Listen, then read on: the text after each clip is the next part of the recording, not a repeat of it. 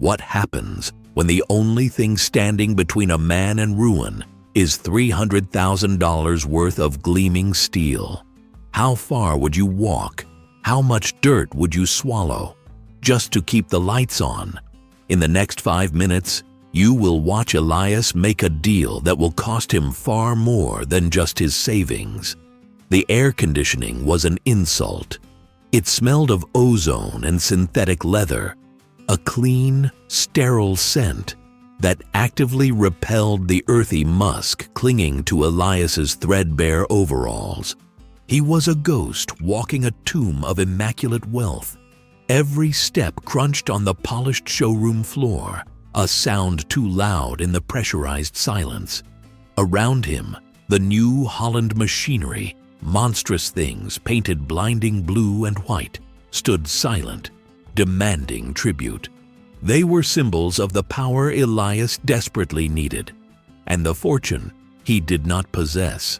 His face was a roadmap of sun damage, etched deep around eyes that had seen too many failed harvests.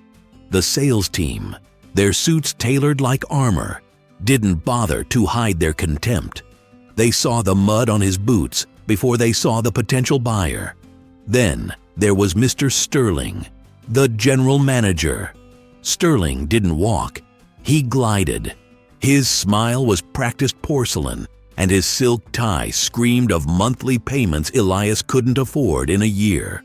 Sterling watched Elias from across the room, calculating the insult of his presence.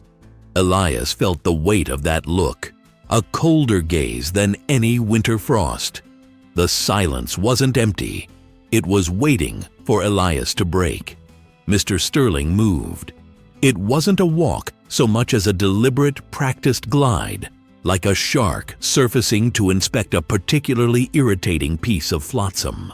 The crisp leather soles of his Italian shoes barely kissed the highly reflective floor, generating an unnerving whisper that cut through the ozone-scented silence.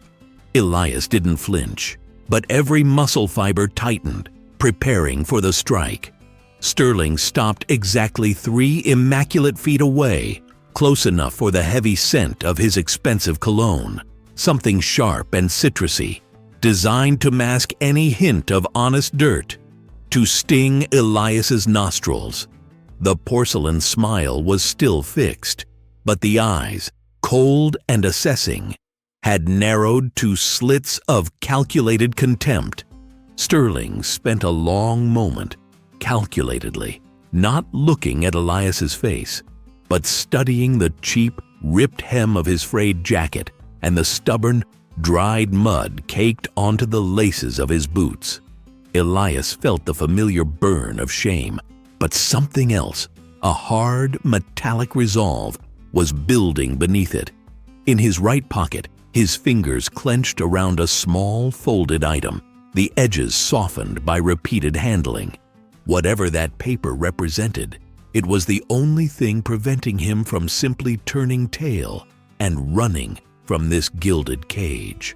He knew Sterling was waiting for him to break the silence, to offer a stammering excuse for his intrusion, but Elias refused to give him the satisfaction. What was it he held so tightly? A secret, or perhaps just a final desperate prayer? "Well, hello there," Sterling finally began, his voice pitched just loud enough to carry, a warm, buttery tone that felt profoundly dishonest. "Can I help you, sir? Or are you just enjoying the climate control?" The pause that followed was lethal, allowing the implication to settle. Elias was simply a vagrant seeking shelter. "I assume you are either here for the complimentary New Holland brochures, or perhaps a quote on a replacement air filter for something pre-2005. We keep the vintage parts counter on the far side of the service bay. Don't want to waste too much of the sales team's valuable time, do we?" He made a theatrical show of adjusting his silk tie, the expensive fabric shimmering under the fluorescent lights. Elias finally tried to speak, forcing the words out. I came to discuss a T8. He didn't get to finish the model number. Sterling interrupted him with a sympathetic yet utterly dismissive chuckle. "Oh, the T8. A magnificent beast.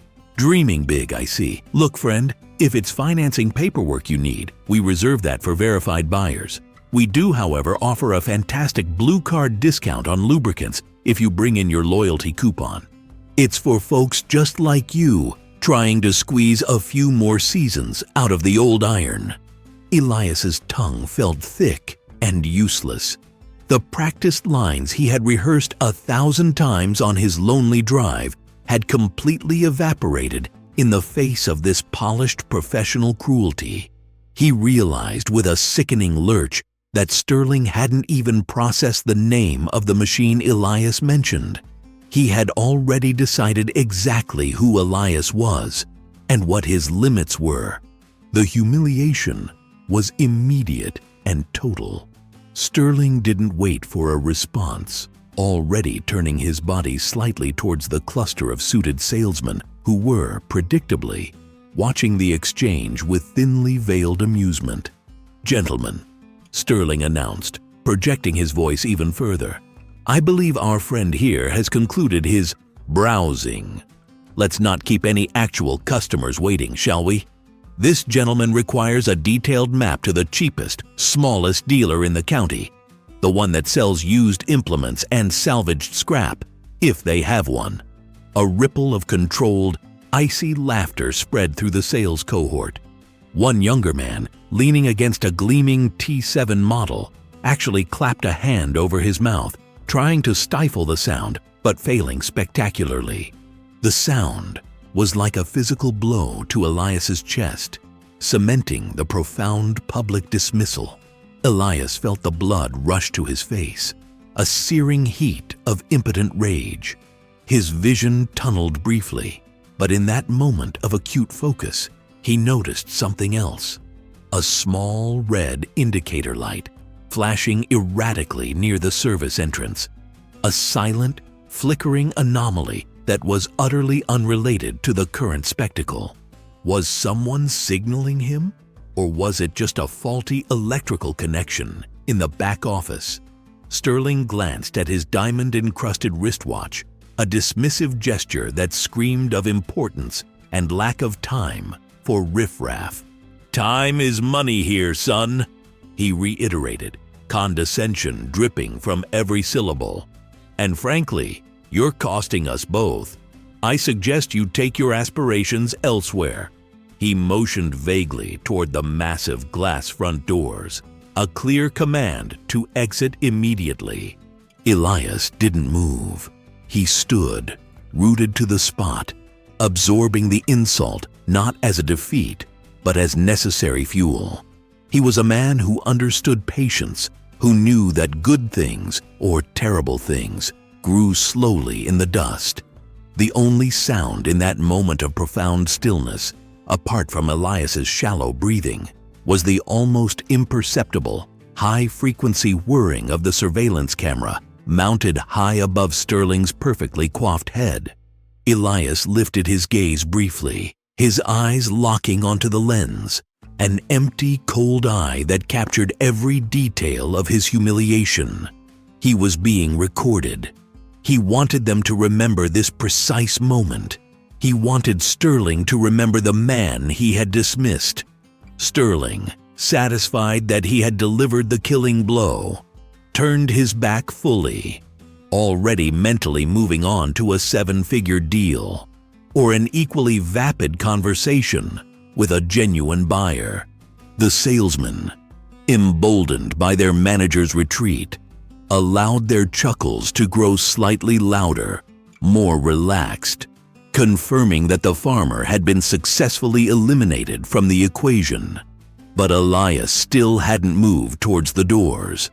Instead, his gaze slid past the laughing group, past the T8 he had tried to mention, and settled directly upon the crowning jewel of the showroom, the Titanic T9 Smart Tracks, a machine designed to pull the weight of 3 continents.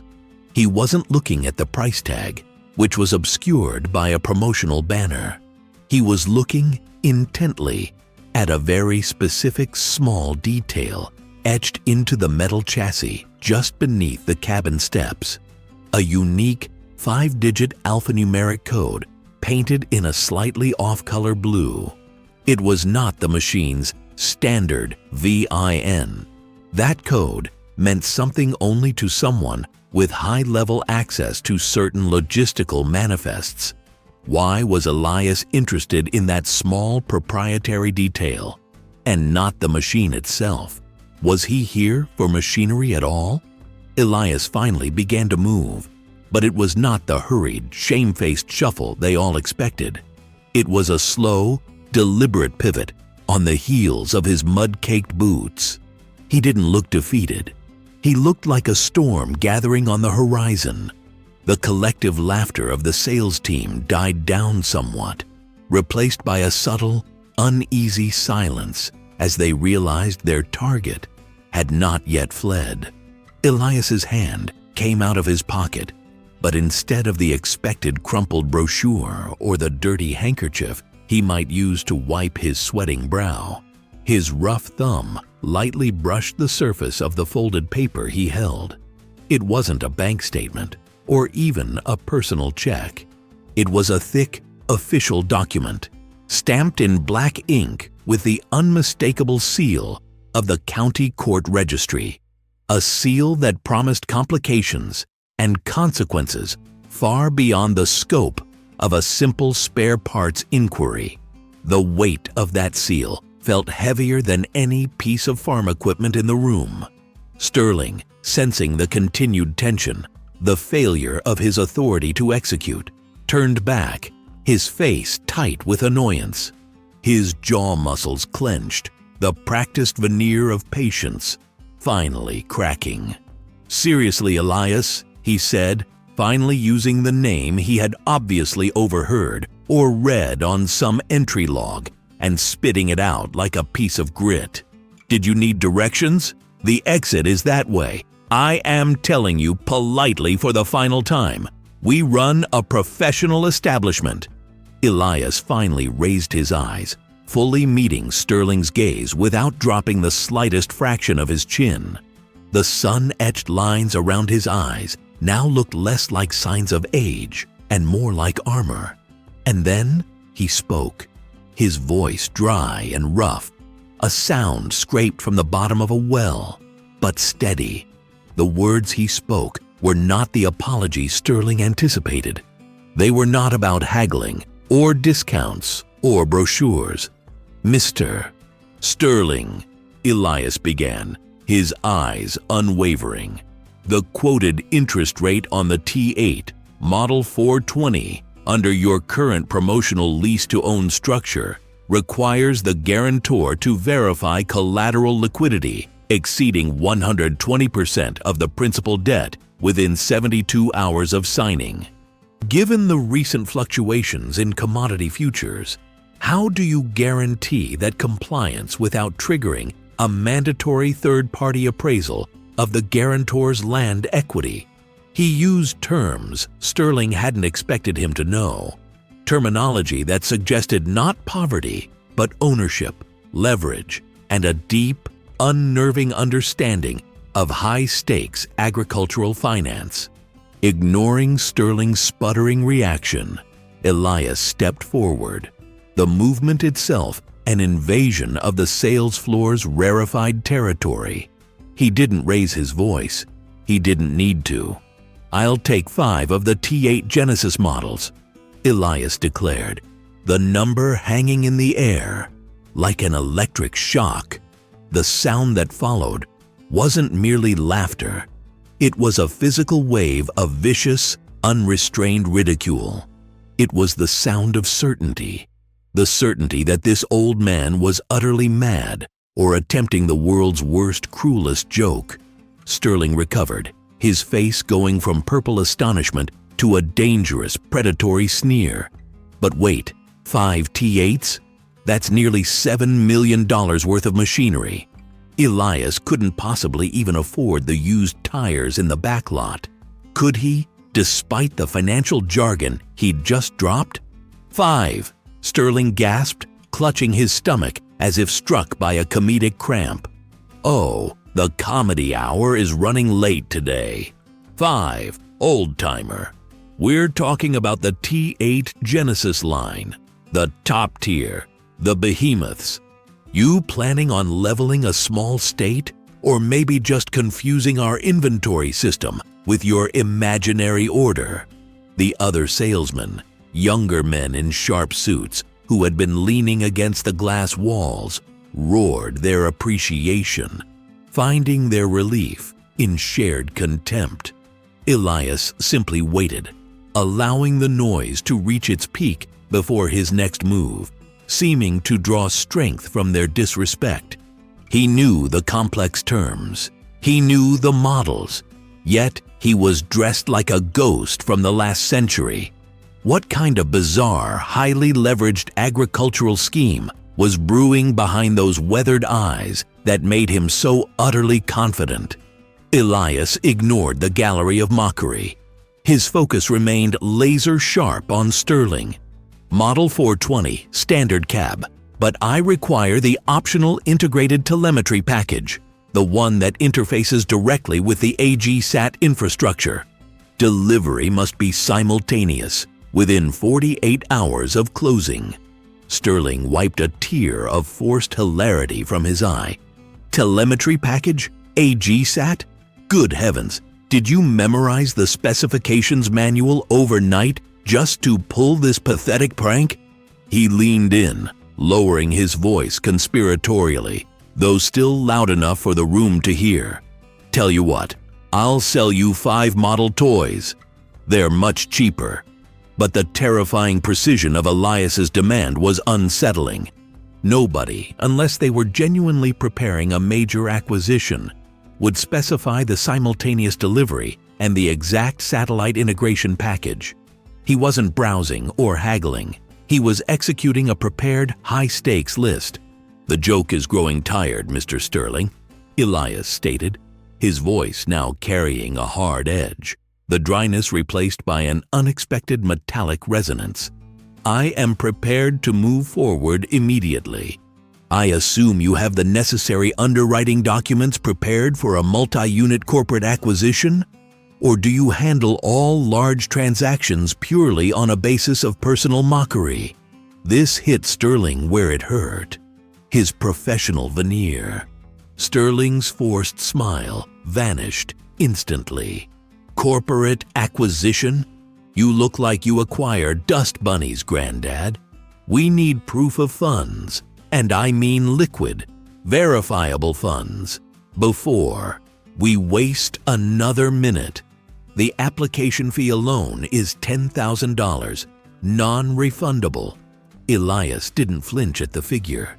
Instead, he reached slowly into his frayed old jacket pocket, moving with the deliberate pace of a man who held all the time in the world. What was he pulling out? A massive wad of cash, a worthless IOU, or something completely unexpected that would silence them all? Elias produced not a modern wallet, but a worn, leather-bound checkbook, the kind that smelled faintly of old paper and freshly turned earth. He rested it on Sterling's pristine glass desk, an unforgivable placement that dirtied the immaculate surface. He uncapped a fountain pen, its silver casing dull with age, and scribbled swiftly. The salesman stopped laughing, moving closer, their curiosity battling their deep-seated disdain. Sterling watched the action with the horrified fascination of someone watching a slow-motion car crash. Elias tore off the check. "There," he said, pushing it across the desk. "The application fee. Make sure the receipt reflects the correct fiscal quarter for tax purposes." Sterling didn't dare touch it immediately. The silence was now absolute, broken only by the hum of the dealership's air conditioning. The number on that check had to be real, but what kind of bank issued a checkbook with that kind of gravitas to an old man in threadbare clothes? Sterling finally snatched the check, his eyes scanning the name printed above the signature line, expecting Elias Smith, struggling farmer. Instead, his breath caught audibly. The name was that of a holding company, a moniker associated not just with thousands of acres, but with a massive integrated supply chain that dictated commodity prices for half the regional crops. But that wasn't the deepest shock. The number $10,000 was written flawlessly. Sterling's mind spun violently. He knew that name. He knew that company. It was untouchable, legendary for its ruthless efficiency and fierce management. This is a corporate check, Sterling stammered, his bravado finally fracturing. Why would the undisputed head of that entire corporate structure, a man rumored to live behind massive security gates, be here, dressed in worn-out overalls, personally buying 5 tractors? This was beyond a simple prank. It was a deliberate, calculated disguise. Elias leaned back slightly, his expression unchanging, a judge watching a defendant squirm. The initial financing requires a full review of our operating capital, which, as I mentioned, exceeds the collateral requirement. However, I have one non-negotiable term that complicates your standard lease agreement, Mr. Sterling. The contract must include a clause guaranteeing immediate, zero-penalty termination should your sales team fail to adhere to professional standards at any point during the procurement process. The implication was terrifyingly clear. Elias was testing them, and Sterling had failed spectacularly 5 minutes ago. His job, perhaps his entire lucrative career, was now hanging on this transaction. The laughter was gone, replaced by a suffocating hostile silence. The salesman now looked at Elias not with contempt, but with dawning, cold fear. They realized they weren't mocking a beggar. They were insulting their single largest potential client. Sterling swallowed hard, his face slick with sudden sweat. He tried to force a practiced professional smile, but it looked more like a painful spasm. Sir, please accept my deepest apologies. There seems to have been a tremendous misunderstanding. We were simply attempting to ensure you were receiving the personalized, high-level attention our VIP clients deserve. The lie was transparent, cheap, and utterly disgusting. I will personally handle all the paperwork. Please, have a seat in my private office. He gestured frantically toward a door previously invisible to Elias. Elias didn't move an inch. He kept his stance, rooted like an ancient oak, forcing Sterling to understand that the power structure had inverted entirely. But why the theatrics? Why disguise himself to buy equipment he clearly could have bought through anonymous corporate channels? Was it pure sport? No need for the office, Mr. Sterling. This transaction will be conducted precisely where it began. Here, in the open, Elias commanded, ensuring the whole dealership heard. He pulled a small, worn notebook from his interior pocket, not a heavy technical ledger, but a personal handwritten one. He flipped it open to a heavily annotated page. Now, concerning the promotional interest rate you quoted me yesterday, the 4.9% APR, I believe that rate was withdrawn this morning. Your internal memo cites unforeseen market instability. I want to know why you attempted to use an expired rate for a quote given to a seemingly uninformed customer. Elias wasn't just wealthy. He was meticulous, chillingly so. He had been tracking their internal communications and pricing structures. How deep did his surveillance go? Did he know every dirty secret lurking in the dealership's books? Sterling paled further. The 4.9% rate memo was less than 6 hours old and hadn't been widely distributed yet, known only to upper management. How could this man know? I must have overlooked the updated pricing structure, sir. A clerical error, I assure you. Elias gave a slow, deliberate shake of the head. Clerical errors involving millions of dollars are rarely benign. Your quote yesterday was an attempt at bait and switch, targeting a customer you presumed incapable of reviewing the fine print. I require a firm, written guarantee that every figure on this contract matches the lowest available regional rate for this specific model, or this conversation ends, and I contact your regional compliance director immediately. The pressure was immense, crushing. Elias wasn't just buying tractors. He was performing an audit, an execution of standards. What was his motivation? Simple business leverage, or revenge for past dealings perhaps involving family or land? Sterling frantically pulled documents, scattering papers on the polished floor. The picture of elegant efficiency totally shattered. He was utterly cornered. Yes, the best rate absolutely. Everything transparent. I will waive the application fee, sir, as a sign of goodwill and apology. Elias watched the desperate scramble, a small, almost imperceptible muscle twitching near his jaw. The fee stands, Mr. Sterling. I prefer to pay for what I receive. What I require is your signature acknowledging the punitive termination clause I outlined. And I need the name of the salesman who specifically mocked my attire when I first entered your establishment this morning. The request for the specific salesman was cold, clinical, and calculated. This wasn't just about the sale. It was about focused humiliation, proving a severe point to the entire sales floor. But what fate awaited the unlucky salesman Elias named? Sterling pointed a trembling finger toward a young man named Jensen, who instantly looked like he wished the earth would swallow him whole. Jensen, sir. He was the one who… Elias didn't even glance at Jensen. He simply slid the fountain pen back into his breast pocket. Understood. Now let's talk delivery logistics. Since you failed the professionalism test and endangered this acquisition, I assume your commission on this sale will be minimal.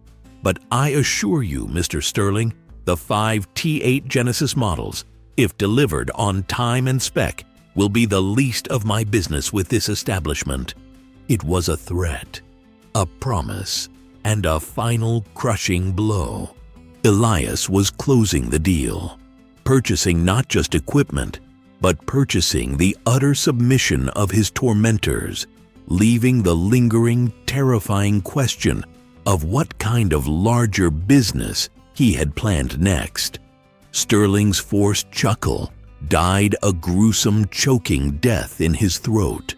The deal was signed, the humiliation of Jensen assured, but the finality of Elias's signature brought not relief, but a deeper, guttural dread. Elias's subsequent movement was slow, deliberate, a ritual of measured destruction. His hand, calloused and thick, emerged from the ragged trenchcoat clutching a leather satchel that looked less like luggage and more like an archaeological artifact, a heavy, worn repository that had seen generations pass. The cash spilled forth, thick bundles secured by rubber bands brittle with age, the paper stained with soil, sweat, and the distinct coppery scent of time. 10s, 20s, 50s, old series mixed with new, stacked higher than the gleaming brochure for the T8 Genesis. It wasn't merely money. It was the physical manifestation of struggle and historical grievance. It silenced the entire showroom instantaneously, proving that some transactions defied the digital age and demanded physical confrontation. The salesman nearest the desk recoiled, not from the dirt, but from the sheer audacity of the physical wealth displayed. CR1. The money wasn't from a clean bank vault. It was farm money, earth money, held together by generations of sheer grit. It fundamentally altered the nature of the transaction, from professional sale to a primal exchange of legacy.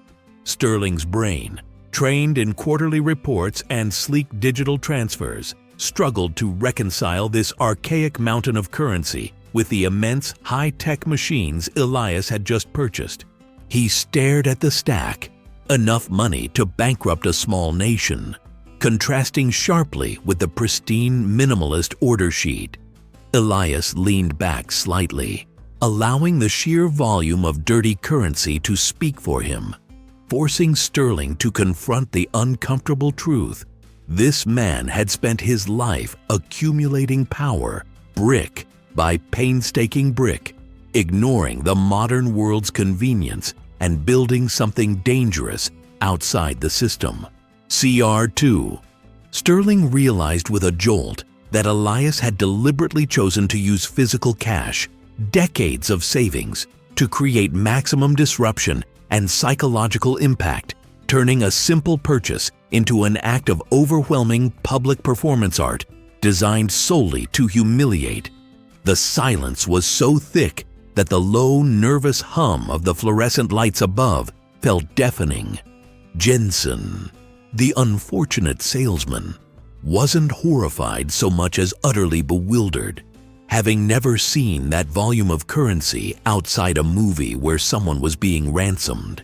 But Elias's eyes, fixed only on Sterling, held the true terrifying element.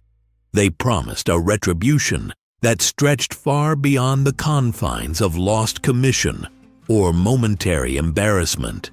Sterling finally managed a dry croak, wetting his lips with difficulty. "Sir, bank transfer is standard. We can't just process this volume of physical currency without significant legal scrutiny." Elias didn't allow him the courtesy of finishing the sentence. "It clears," Elias stated simply, his voice low but cutting through the tension. "Every dollar is accounted for, ethically obtained, and now legally transferred to this establishment to complete the contract." He emphasized the word ethically with a chilling lack of irony, a dagger aimed at the company's own business practices. He then lifted the now empty, ragged satchel, showcasing the worn interior. CR3.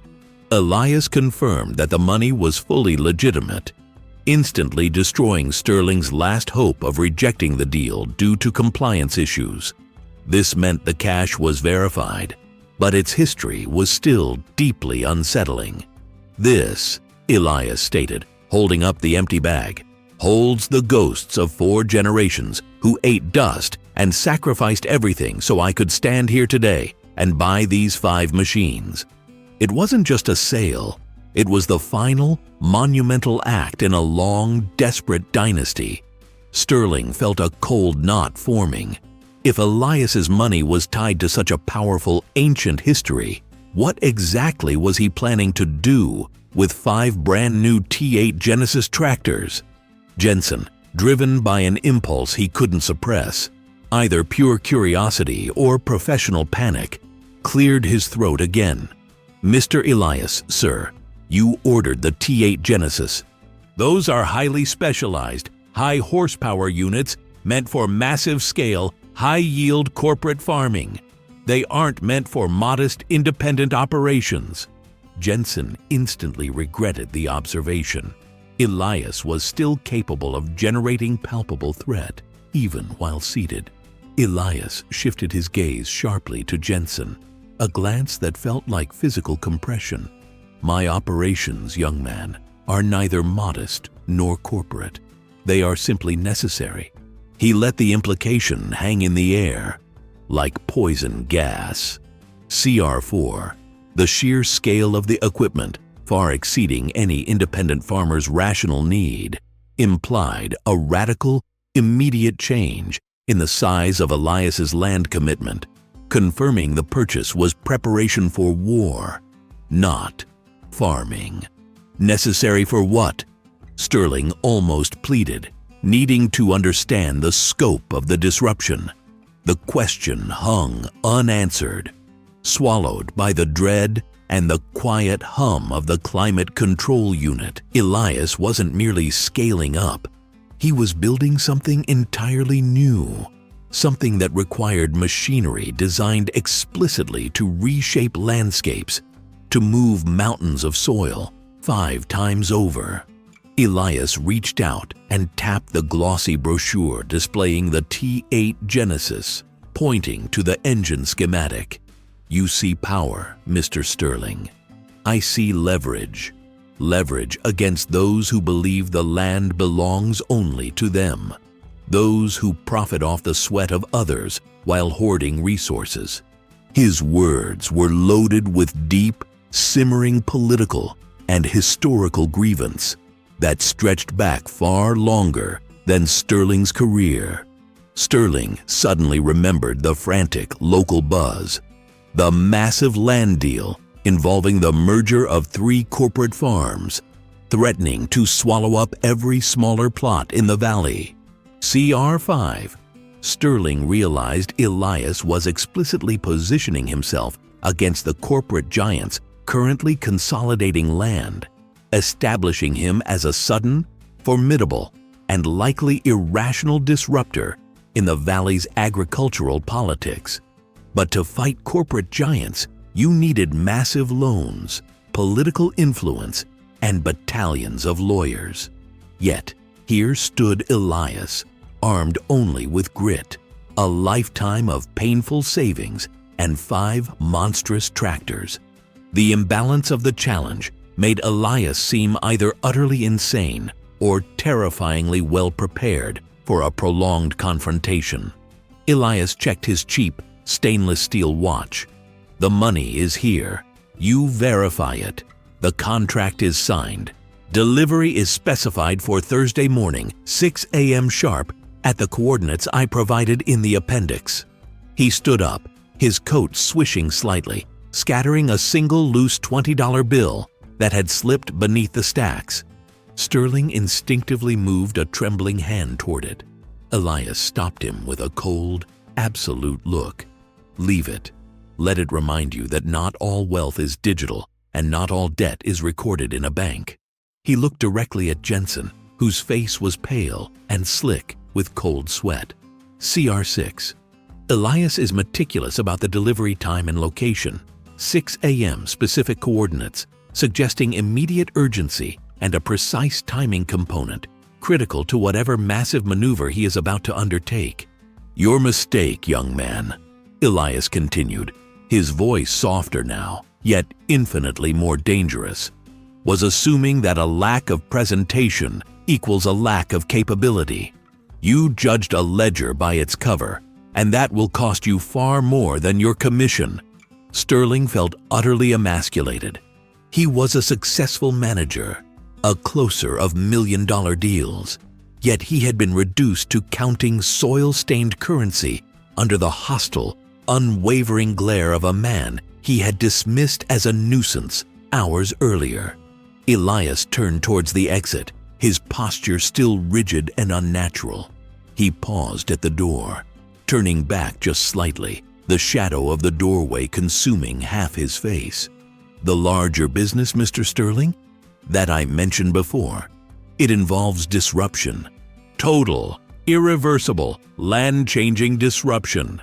And you, your company, and specifically Mr. Jensen, will be witness to the very first tremor of the shifting earth." CR7.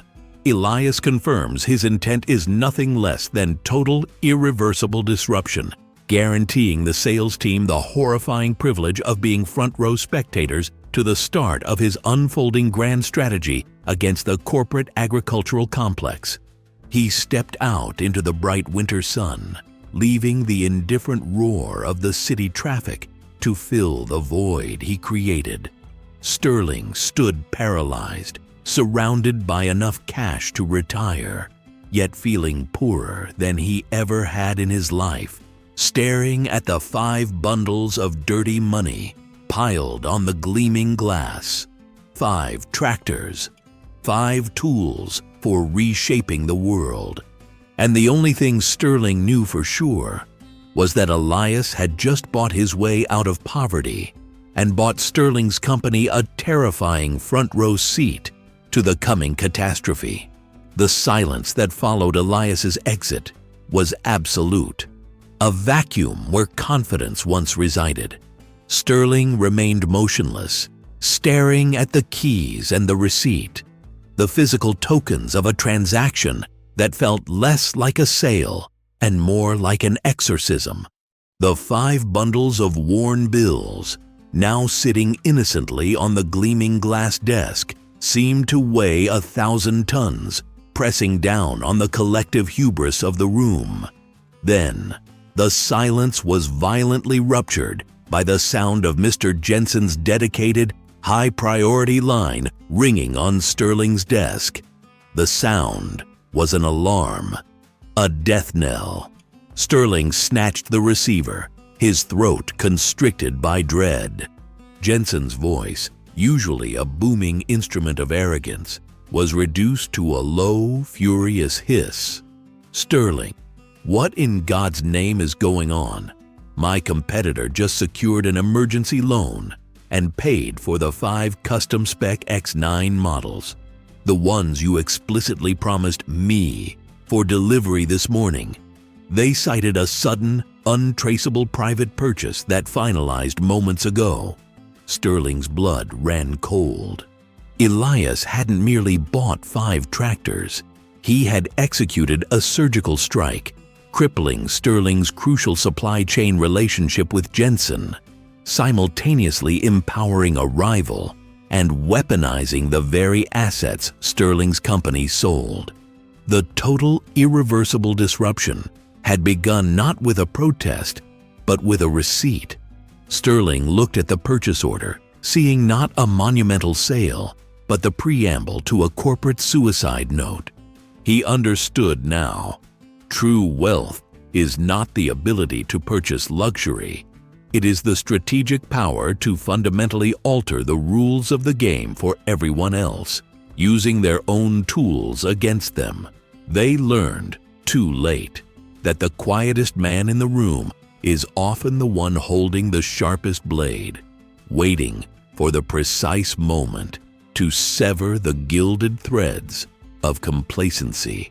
Thank you for joining us for this intense conclusion. If you felt the tremor of that ending, please like this video, subscribe for more master storytelling, and let us know what you thought of Elias's move in the comments below.